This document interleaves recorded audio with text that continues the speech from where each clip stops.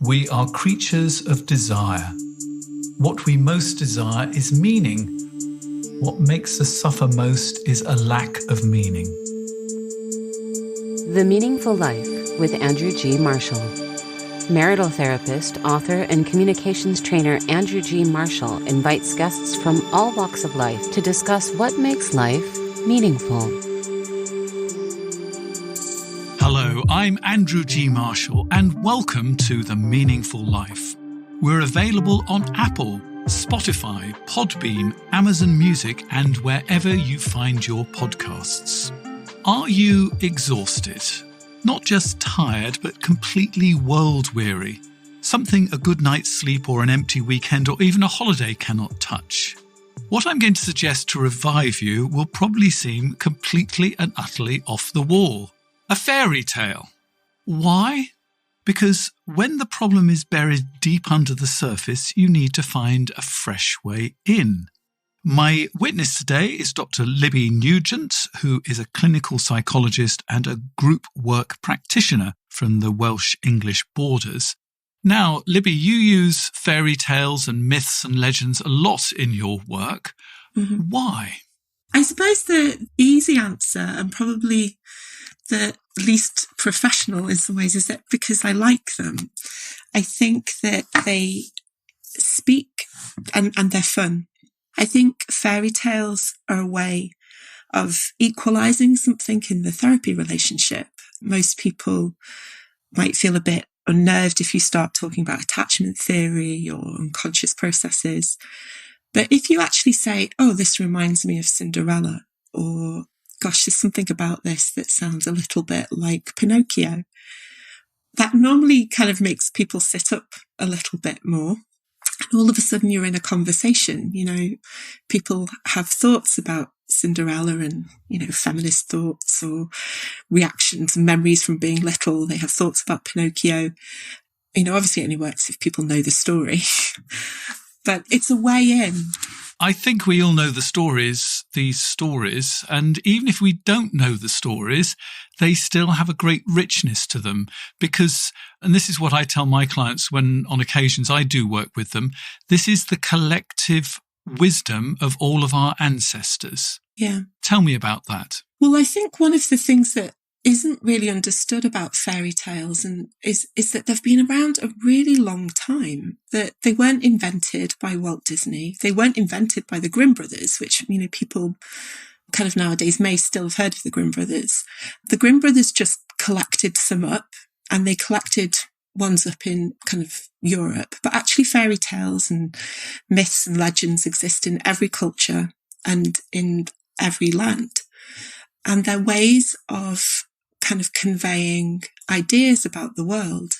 And what's really fascinating about fairy tales, say something like Cinderella, is that it exists. The Cinderella story, it's not called Cinderella, it's sometimes called Aschenputtel in Germany. I think it's Wei Shen in China, Rhodopus, I think, in Turkey and Greece. But it occurs in every continent. I mean, it's extraordinary. And the same symbols and imagery kind of pop up in each place as well. So the small feet and the loss of a parent, the working in servitude, the wealthy prince or emperor that comes along. Sometimes unusual symbols like the singing birds are there. And all of a sudden it's like, oh, why are we holding on to these stories? You know, why do people kind of attach themselves to them? What do we think that's important about them? And all of a sudden you're in a conversation. You know, what does it mean to have small feet? What does it mean to want a prince to rescue you? So what does it mean to have small feet then? Oh, well, I guess the nature of archetypes and symbols is that it can mean lots and lots of different things. You know, that there isn't any one single meaning. And actually part of psychological well-being is psychological flexibility. It's understanding that one thing can mean very, very different things to different people, depending on perspective. So something like small feet, you could think of as foot binding. We could think of it as female oppression and from patriarchy. Not taking up much space. not taking up much space. We can think about it in other ways. We can think about it in terms of global footprint. If you have small feet, chances are you can't walk as far. So you have a kind of a small-footed life. You could also be more nimble. You know, my mother was small, but she always claimed she was far nippy. And when on the sports field, she could nip round other people, that small feet to her were an advantage. Yeah, that you can be light-footed maybe if you have small feet, that you can kind of need less containment by a sock or a shoe object. There's less material, it's less expensive to have small feet. The idea of feet as well, that somehow small feet might make it easier for you to find space on the ground, and to live a grounded life is actually very important. And so you can start to play around with these ideas, and all of a sudden it's like, oh, well, do I live a small-footed life? Am I nimble? How much containment do I need? What is my global footprint? You can see it can go off in all sorts of different directions. It's interesting that I'm speaking to you from Berlin, and I'm just literally a few kilometres from where the Grimm's brothers are actually buried here in Berlin. And I've actually been there, which is a wonderful ancient cemetery. But the big difference here in Germany is these are called the Märchen, which just means the stories. It's actually in English that they've become fairy tales, and we think they're just for children, but actually they're for everybody, aren't they? They are for everybody, and some of them are really not for children at all. Or what we tend to do kind of in more modern days, we edit out the kind of the darker bits, and so we sanitize them. And there's something, difficult about that actually, that we try and kind of slice up our stories and imagine that we can only really cherry pick out the bits that we want. And there's a lot to be said actually in fairy tales about understanding their history and their context. And so I'm just trying to think of one, like Hansel and Gretel is probably a fairly classic one that was part of the writing down of it and the sanitizing it for children. Really was part of the creation of the wicked stepmother. The original Hansel and Gretel kind of oral tradition tale. It was just a mother. It was a mother in a famine. They couldn't afford to feed their children. There was nothing there. So she made a choice, a really difficult choice, which was we need to send them into the woods and leave them. And then the story unfolds. And at the end of that story, she dies. And we can imagine, why a woman who's abandoned her children might end up dying. If you take Snow White, we know that once again as the wicked stepmother, but my understanding is the original Snow White, it was her own mother. And actually, you must know this as well, there are lots of mothers who are in competition with their daughters, and we cannot say that anymore. And by sanitizing the story, it makes it hard to actually look at that point where, mothers can be in competition with their daughters, often for the attention of the man of the household, their husband. Absolutely. And I think these are things that when we dust off some of the layers of stories, we start to see that these problems have been around a long time. And there's something, a bit depressing about that, but there's also something quite liberating about it. That women have struggled with envy of their children, and children have struggled with being envied by their mothers it's ancient. It's ancient. And fathers and sons are just as bad. So absolutely. We're not pointing a finger in a particular direction. No, it's not. And I think it's really important when playing with stories. And this is about play. When we play with stories, that we understand that these things that happen in the outside world, in material reality, with bodies and biological sex and all that kind of stuff and the social structures around it, we're also talking about these things happening symbolically and internally. And so we're talking about inner mothers, inner fathers, inner children, inner masculine, inner feminine, and that the masculine and feminine principles exist in every single person. Nobody is just masculine, nobody's just feminine. And so they start to become stories not only of how we might understand certain realities in the outside world, but also, what's going on inside us as well. And I think that is something really important because we live in a very literal world.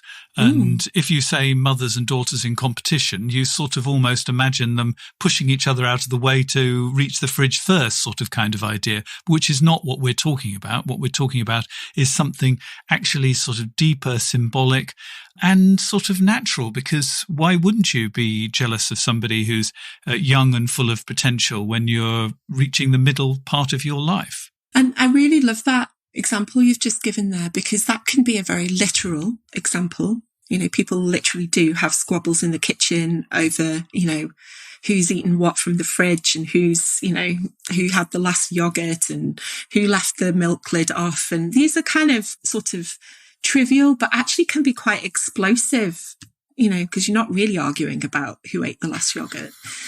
But they're also like internal principles. So if we have learnt a particular principle of mothering, which might be you always put other people first, and then we give birth to a younger, more beautiful daughter that still has things to learn, but might have something about boundaries, something about saying no that becomes important. And that's a different way of mothering. It's a new feminine principle. These two really might go into a lot of headbutting and tension with each other. And then if we hear the fridge as kind of a place of where the food is, where the nourishment is, where the resource is, then there might be a fight about who gets access to the resource. And by that, I mean, you know, how much time do you give to putting other people first? How much time do you give to boundaries? Which bit do you choose to grow and nurture and nourish? And which bit has to go hungry? And how much are the resources communal, which everybody eats at the same time, and how much of it is private, that you can nourish yourself when you need it? Absolutely, absolutely. And then you do start to wonder about, well, who else is in the family? You know, is there another parent? Is that the same sex parent, different parent? You know, do they have a different attitude? Are there brothers around? Are there siblings? And all of a sudden it's kind of like, oh, this is quite interesting. I'm quite interesting. So what I was sort of really interested in doing is taking a situation I get a lot in my therapy room where people are just exhausted by life. They're world weary, I think is the way of putting it, but it's something just more than just being tired. It often happens when you feel like you've got a lot of responsibility, lots of people are counting on you, and you're sort of stuck with this. It's like a never-ending set of tasks. And so I thought I would ask you to share with us a story that might illustrate and help us look at this whole business of being world-weary in a different way. And you've chosen Grimm's fairy tale, which is really appropriate for me. And it's called Frau Holle, or sometimes in English it's called Mother Hulda. So tell us the story, because it's one that I don't think Walt Disney is going to be doing this one anytime soon. No, I would be surprised. Though you never know. You never know. So the story of Frau Holle, you might want to think about it as being a kind of abstraction of Cinderella. So the lead character or heroine in the story is sometimes referred to as Cinderella when people are telling this story. And the story begins about a woman, a widow, and she's living with her two daughters. She has two children. The older daughter is her stepdaughter, not her biological daughter. And she's incredibly beautiful, and she's very, very industrious. And she spends all her time spinning and weaving. The younger daughter is a bit stupid. That would be the words used. And she's quite ugly. She's not very pretty. But she's the biological daughter of this mother. And the younger daughter is hugely favoured. She's indulged. She doesn't have to go to work. She doesn't actually know how to spin. She's really sort of left alone to kind of just do what she likes, really. She's often described as lazy, isn't she? Yeah, that's exactly the right word. And so the older daughter is put out to work, and she's put out to work by it's on a road, and it's often by a well, and she spins and she spins and she spins, and she does this day in and day out. And then one day she notices she's spinning so hard that there's blood on her hands. and she wants to wash it off. And so she puts her hands in the well, but in doing that, she drops her spindle down the well. She panics. She doesn't know what to do. So she goes back home, and the mother says, well, this is no good. Typical of you. You need to go back and get it.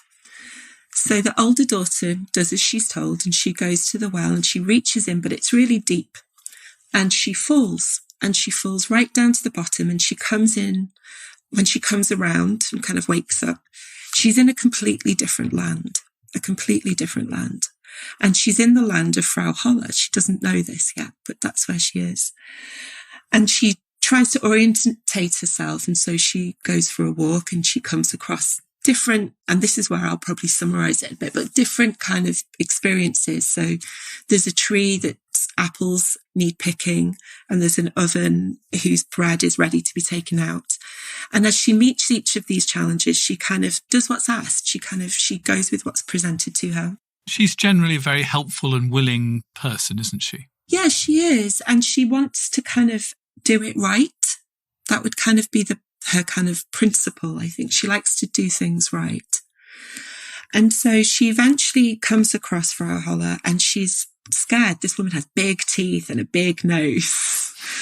But Frau Holle invites her in and says, look, I'll look after you as long as you change my sheets. And when you change them, you need to change them so hard that all the feathers fly into the sky. And so she's like, okay. And that's what she does. And she stays there a long time. And she's being really cared for. And that's unusual to her. She's not used to that. But she starts to get homesick. She starts to want to go back to her mother and to her sister. And so she speaks to Frau Holle, and Frau Holle says, well, I can't keep you here, but, if that's what you want to do, fine. And she says yes. And so she does want to go home. So that's what she does. She goes back to her homeland. And Frau Holle gives her one last gift, and that is whenever she speaks, gold comes out of her mouth. Now, her mother's thrilled by this. Wouldn't we all be? Wouldn't we all be? My gosh, suddenly there's wealth everywhere. You and I would be the richest people going, wouldn't we? Oh my goodness. Can you imagine? That's all I can say. Can you imagine? So the mother's like, right, I want more.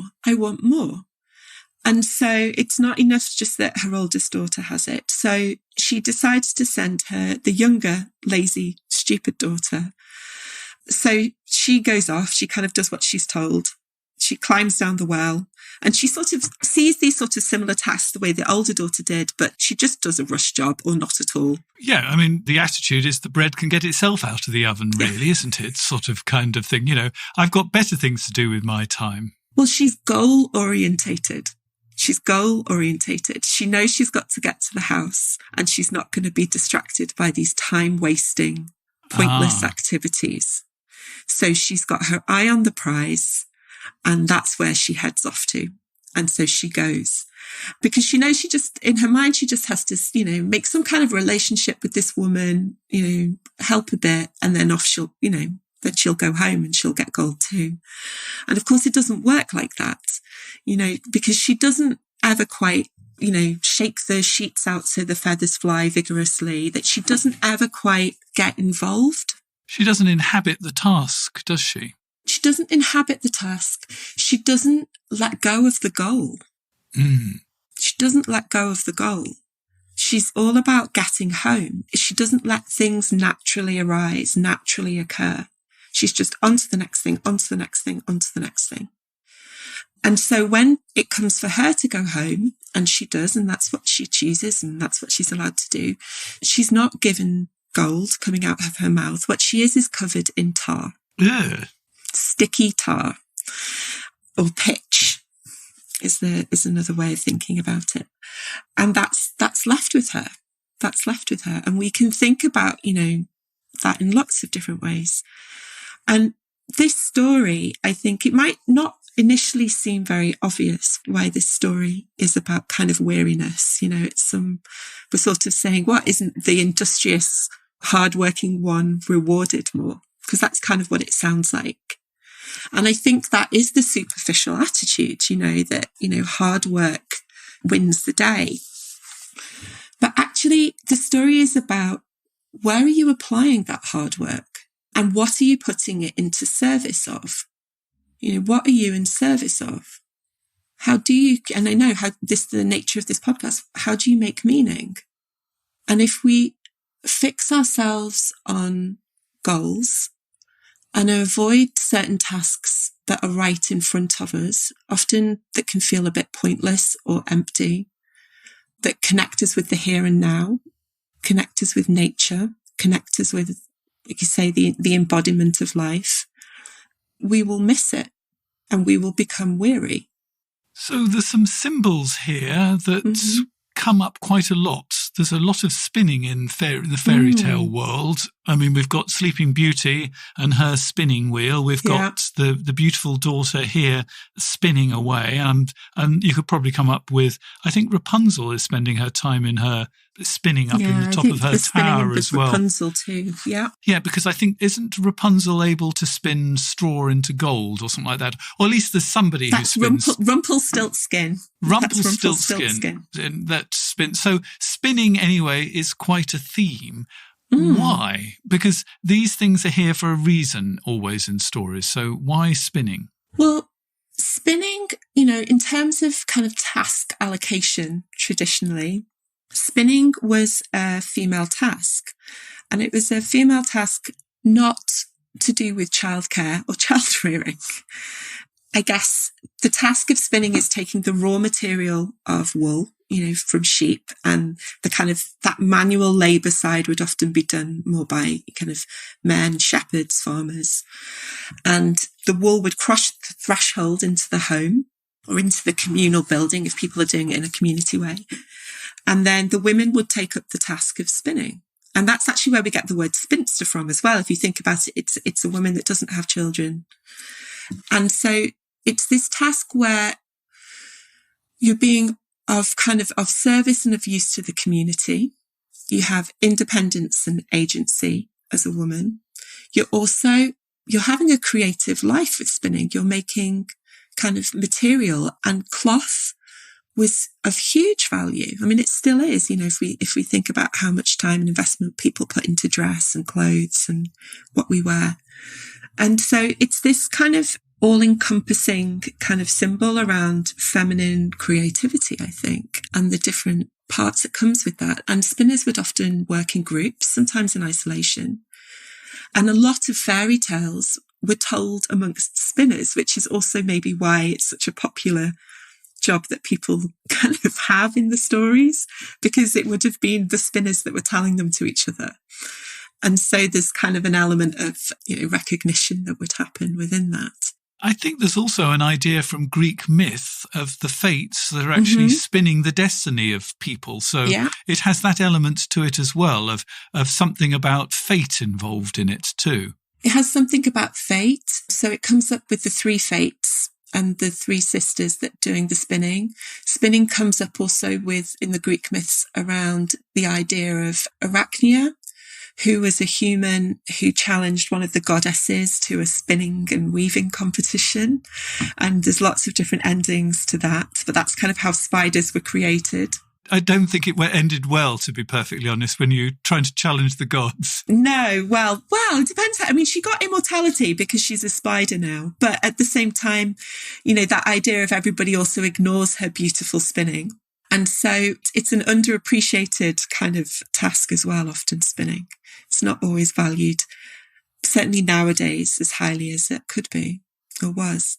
And we're going down a well. We have a lot of wells and water in fairy tales. Tell me about that. So again, if we think about, so it can be really helpful when we think about symbols to think about them in that very literal way and think about them actually as an object. So a well in a community is a really important item.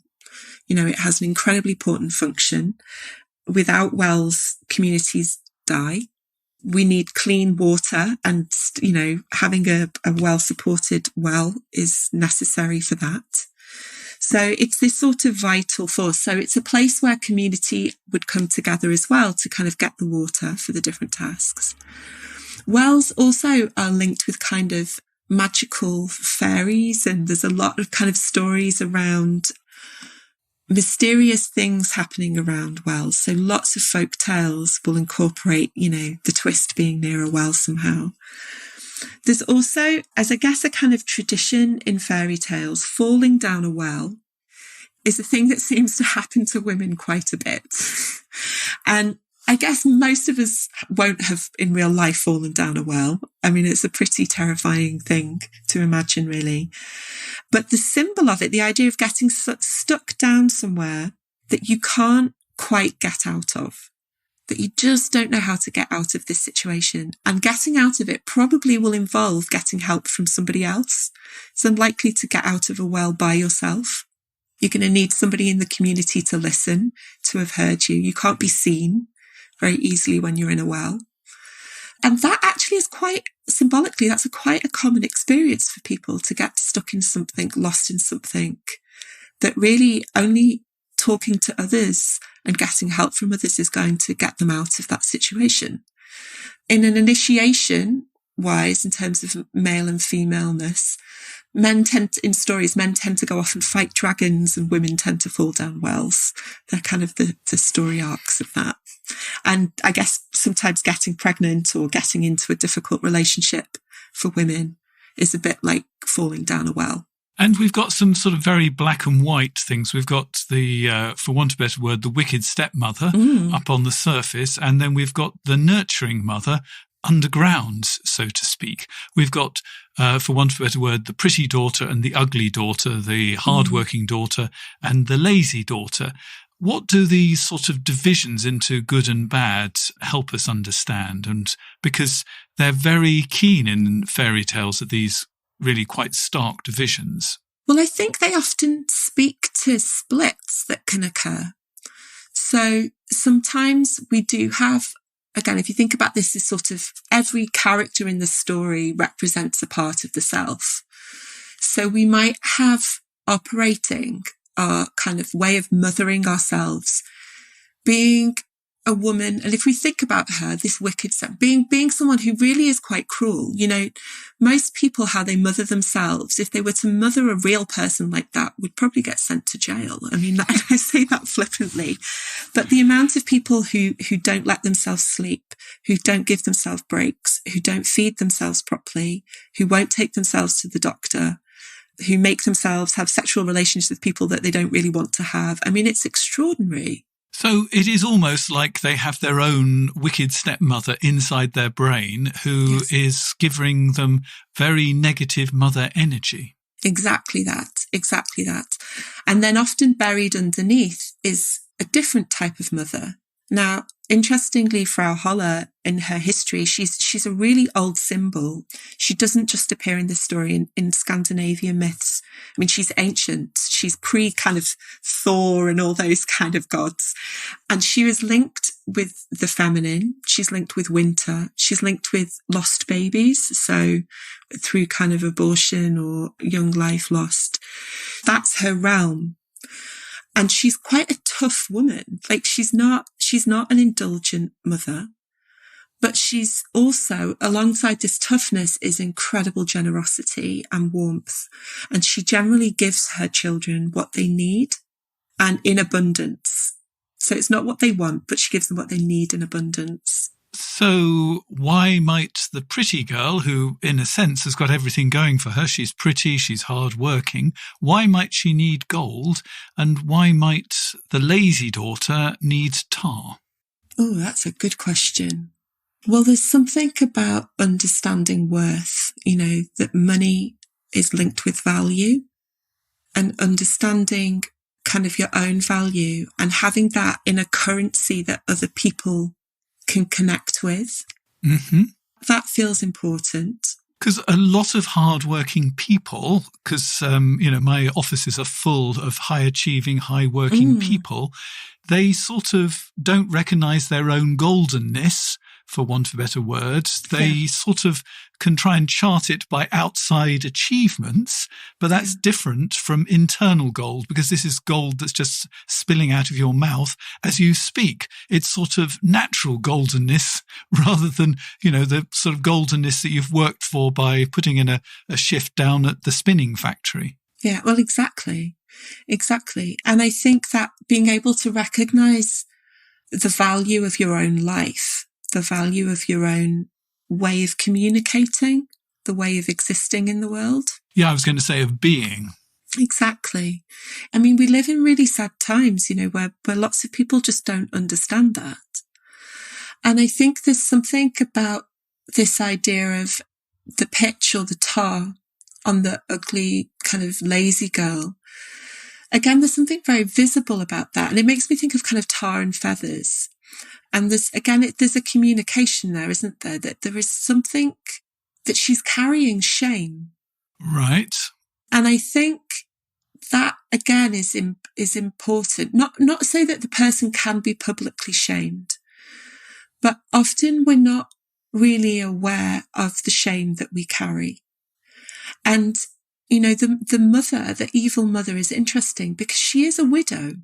And, widows didn't do very well it's not like they do well now, but, being a single mother of 2 children is an incredibly difficult thing. Yep. And how do you survive? And where does your grief go? And so when we start to understand that these children are being raised and have been raised by a grieving woman who is under-resourced and vulnerable, and she's sort of got this split going, about wanting, a hardworking bit and then a bit that is lazy but is carrying shame. And I'm thinking of black and tar as mourning as well, isn't it? It's grief too. Grief is black, isn't it? Yeah, it is. And then it might, tar, it's hard to get off tar on the skin. And both shame and grief are difficult to just to flick off, aren't they? They are. And when you take them off, it leaves wounds. And so if we start to understand that the shame that this young girl is carrying has left her wounded, that will leave her wounded. Because I don't think the story is the end of her story. And it also brings our attention to the fact that if you're covered in tar, it's not so easy to play. And that maybe the world needs to see that this part has a problem with playing. Because laziness can look like play. It can look like, oh, that person's having a nice time. But actually, often people that are lazy about something, it's actually because they don't know how to play. They don't know how to be creative. Or they're disconnected in some kind of way. Yeah, exactly. I mean, the saddest thing of all, I'm doing a future podcast on prison life, and it's about using philosophy in prison and everything. But one of the sad things that is just, I'm sort of almost want to cry as I say it. There are people who take toys into prison to teach the fathers how to play with toys so that when their children come to visit them, they know how to play with their children. Yeah. So there are people who have never learnt how to play. And, perhaps it's no surprise that they're the sort of people who end up in our prison service. But there is an actual need to teach adults how to play so they can play with their own children. And I think this is possibly what this story is telling us in a sense, that the value of play, and you can't play if you don't know how. I think the story speaks to it too. And it's interesting because there's these 2 sisters, and I think it was Toni Morrison, I might be wrong about this, that said something like a sister is a version of yourself that isn't quite you. It's something like that. A kind of alternate universe version of ourselves. And we can see that there is a lesson for the older daughter who has matured, who is beautiful, who knows how to work. And her lesson is you need to live in the seasons. You need to see the task that's in front of you and do that. And also value your own goldenness as well. Well, I think they come together, I think they come together, like you say. So it is chicken and egg, I think, because if we don't live in seasons, then we can't value our goldenness. Because of what a lot of people do who end up world weary is that when there is a problem, they move towards it with a solution. They're like, oh, look, there's a pandemic. This is a great opportunity for me to develop a new hobby, a new craft. I would start a support group.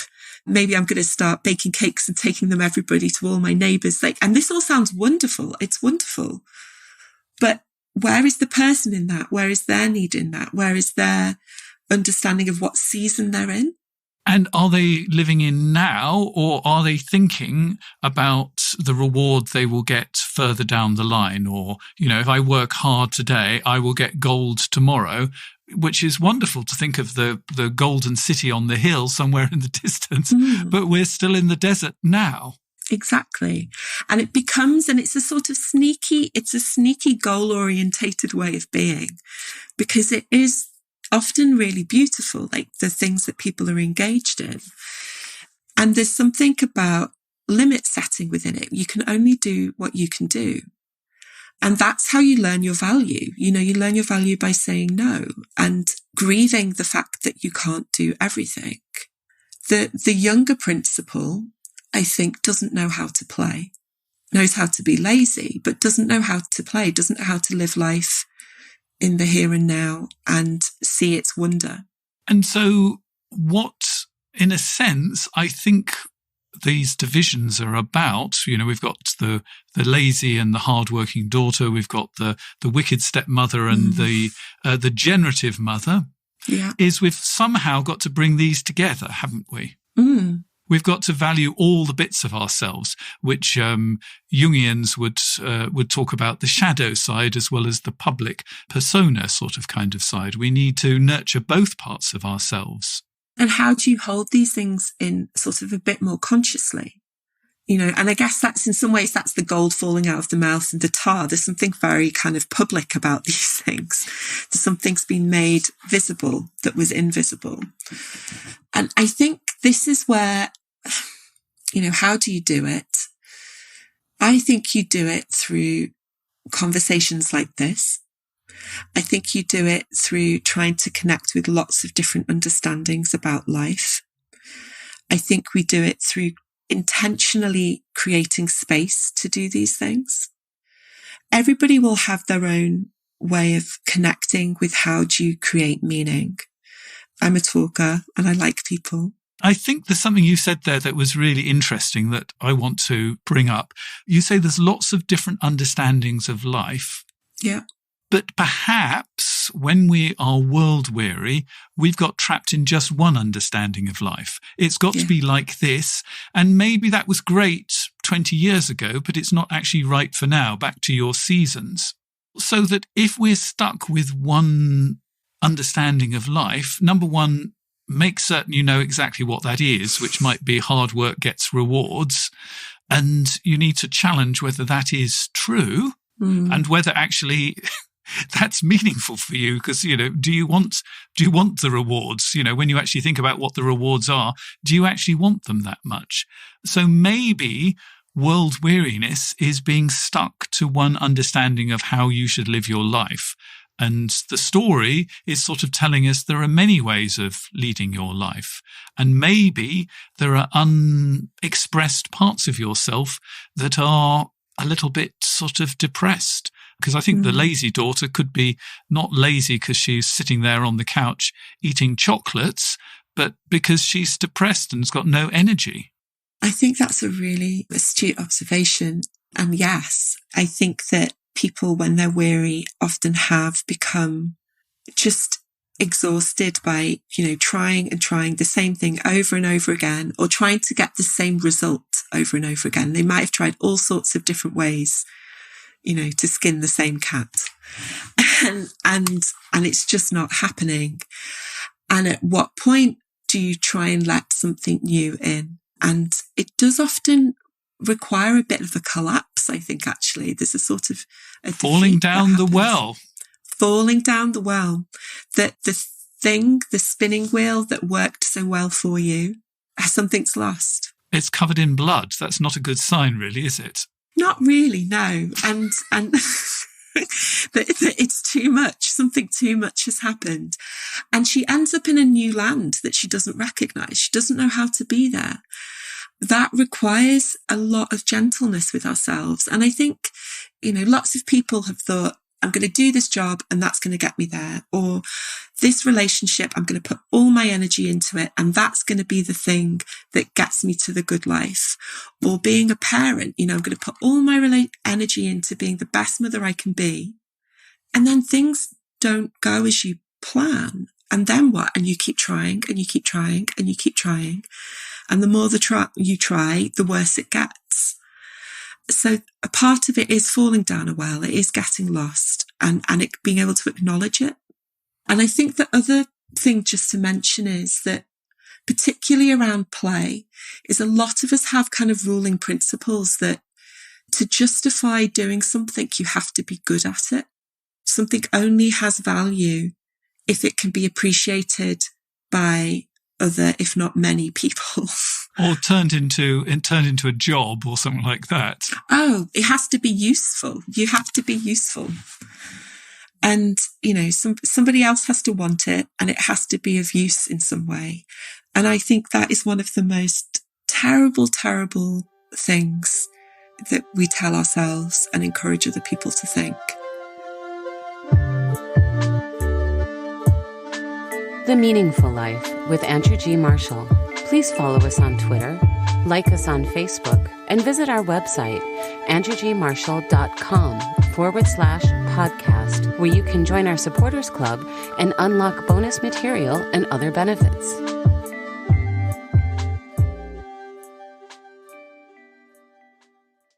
Let me tell you about my Substack newsletter because I'd love my Meaningful Life listeners to subscribe. It's a mix of relationship advice and my thoughts on building a more meaningful relationship.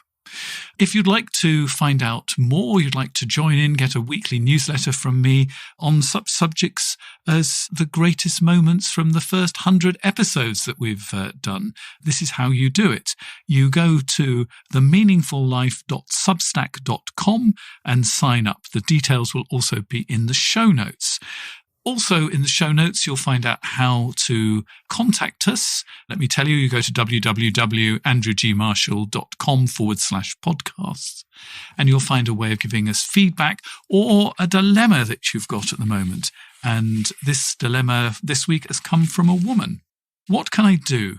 My relationship with my partner is broken down and we can't talk about anything anymore. He thinks I'm attacking when I'm just concerned about how he's doing. I know he's not my responsibility, but I still care for him. But he's not accepted any responsibility for the end of the relationship or apologised for anything. I've been through a whole list of things I did and told him I'm sorry. What do you do when you know someone desperately needs to go to therapy, but they won't listen or tell you they're too busy? He sends me lots of emails full of abuse and I have blocked him, but we're in contact again to sort out the handover of stuff that's at each other's places. But he keeps on switching plans and cancelling. Do you think he doesn't want our relationship to end? I do want my things back. I seem blocked at every turn. Well, I think this is somebody who needs to fall down a well, really, isn't it? I don't mean that literally, but they need a new way of looking at things, don't they? Yeah, well, I was just thinking maybe it's somebody who's down a well and doesn't realise it. Ah, right. that there's something a bit kind of stuck going on, isn't there?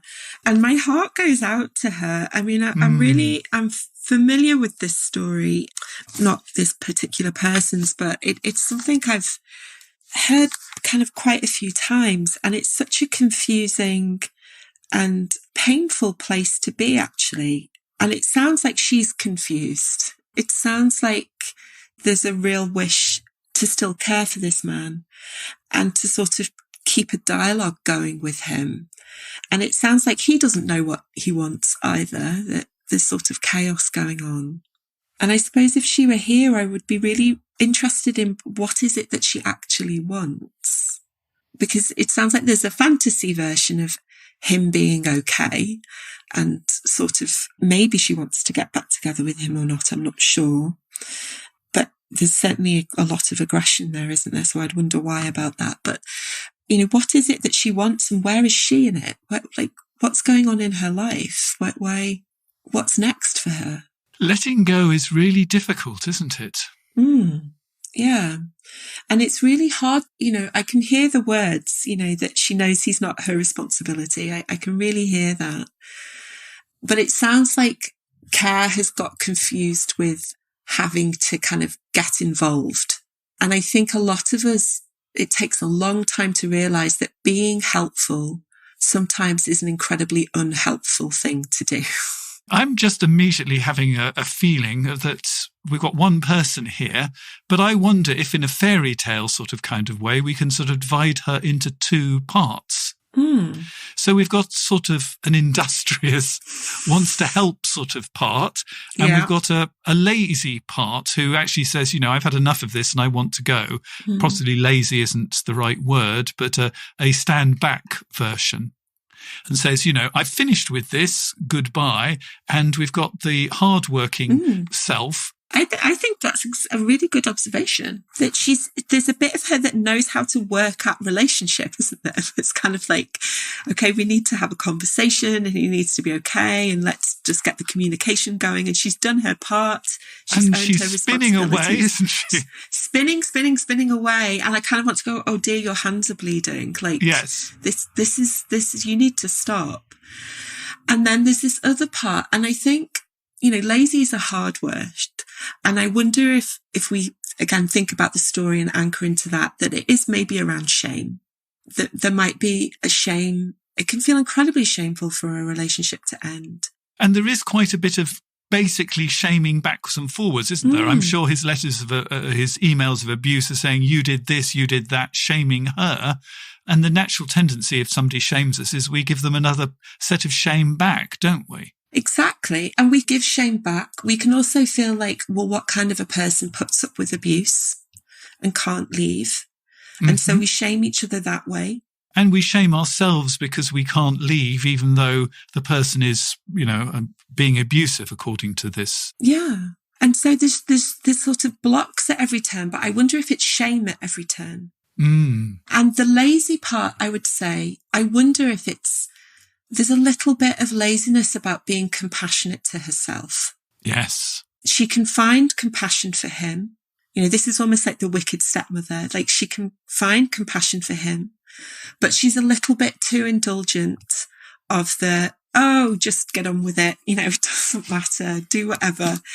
And she's not maybe practiced enough at having compassion for herself and saying, this is hard. This is painful. It's awful to try something and it doesn't work out. Probably everything will be okay. Maybe it won't be, but you'll work it out. Life is hard. And there is a bit of compassion that, in fact, is going out to him. I want to sort him out and make certain he's okay, and compassion there. How much compassion is there for herself? Exactly. And that bit is the split. And I honestly think, and I said this earlier, but, when people really look at how they parent themselves, if they were doing it to an external person, I mean, my God, it would be a need to call social services or the police or something. People can be incredibly abusive. And one way that we think, people talk about boundaries as if they have to be these tough love kind of things. But actually, for me, I think boundaries at their most potent, they happen with gentleness. It's like, come on, this needs to stop. You need to let go. If he really is interested and you still want it, and there's no reason why you should, but he'll find you. Well, I hope that this very weird way of looking at it has provided you something different. I mean, I'm sure that none of your friends have given you this kind of advice. And that's the beauty of fairy tales. So, Libby, thank you very much for going down the well with me today. I have to ask you, as a witness on the meaningful life, what makes your life meaningful? I think for me, I really like people. I like people. I used to think liking people was liking people tidied up. A kind of a clean version of people. But actually, I just like people. And I like our mess and messiness. And so just exploring that, I think, gives my life meaning. And then on a very personal note, I think family and friends and relationship. And that's everything. I love that. The joy of messiness. Well, we're going to have a messy ending because it's not a real ending, because if you are a supporter of The Meaningful Life, you can continue with us in our bonus material. On the bonus material today, we're going to be looking at the myths associated with queens, because this programme is being recorded during the mourning period of Her Majesty the Queen, Queen Elizabeth II. But as well as being a person, she's also a symbol. And we're going to unpack the whole idea of symbols and queens, because if there's a lot of spinning in fairy tales, there's even more queens than spinners. So we're going to be talking about that. I'm also going to be finding out 3 things that Libby knows deep down to be true. So we'd love you to join us for that. There are a variety of different ways that you can access the bonus material. You can subscribe directly via Apple or Spotify.